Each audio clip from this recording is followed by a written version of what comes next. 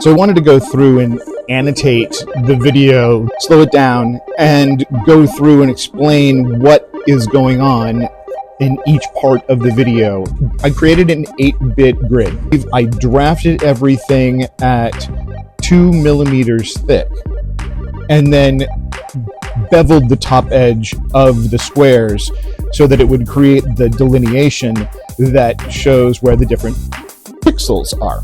After I get done drafting it, I take it over to the slicer program. I break it up into the different pieces that it needs to be for the different colors, print those in groups using Prusa Slicer.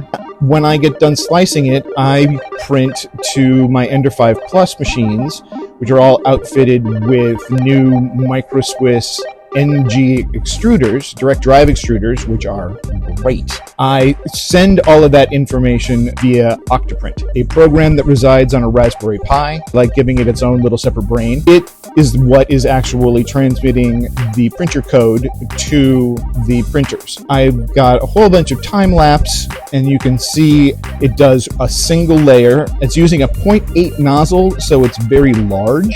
I like to keep Ender 5 Pluses that I have either with a 0.6 or a 0.8 nozzle, because especially when I'm fast prototyping something, it's really nice to have a big nozzle because then you can go really fast. And that's what this is an example of. Each piece is only 2 layers thick.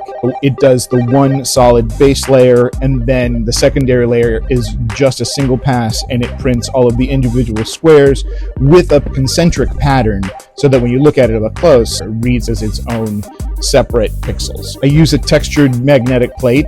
A PEI plate is what it's called. My favorite to use to make sure that stuff is going to stay on the plate is old school Aquanet. I can't find anything better. The installation went pretty quickly. All I really did on this was tape them using packing tape on the back.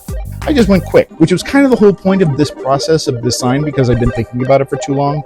I wanted to just get it done and get it up, and so that was why I went ahead and did it the way I did it, by making it a rapid prototype and not worrying about making something with a crazy lot of print quality, but quick and bold, and it does the job, and then you can move on to the next thing.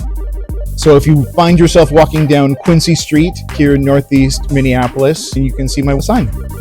This book is amazing and you should get it. There's a link in the comments. Buy this on Amazon if you can find a copy of it. It's great.